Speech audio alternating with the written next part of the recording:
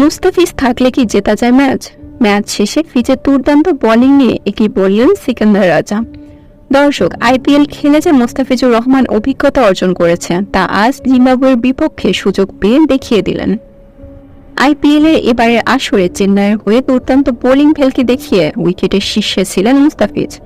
তবে জিম্বাবুয়ের বিপক্ষে বাংলাদেশের সিরিজ থাকায় তড়িঘড়ি করে ফিজকে আইপিএল থেকে ফিরিয়ে এনে প্রথম 3 ম্যাচ না নামালেও চতুর্থ টি-20 ম্যাচে ফিজকে একাদশে ফেরায় টিম সিলেক্টররা।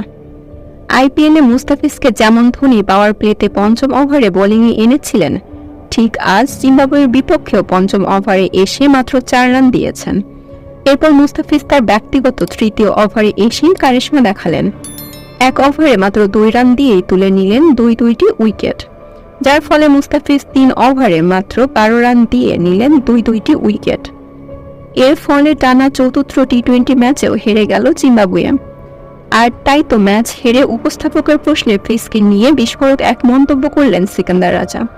তিনি বললেন, মুস্তাফিজ থাকলে কি ম্যাচ জেতা যায়? আইপিএল খেলে অনেক অভিজ্ঞতা অর্জন করেছে সে। এমনিতেই আমরা বাংলাদেশের সাথে পারছিলাম না, তার ওপরে মুস্তাফিজকে একাদশে ফিরিয়েছে। মূলত মুস্তাফিজের কারণে আমরা ম্যাচটা হেরেছি। তো দর্শক, আপনাদেরও কি তাই মনে হয়? মুস্তাফিজ কি আইপিএল খেলে আগের চেয়ে ভয়ঙ্কর হয়ে উঠেছে?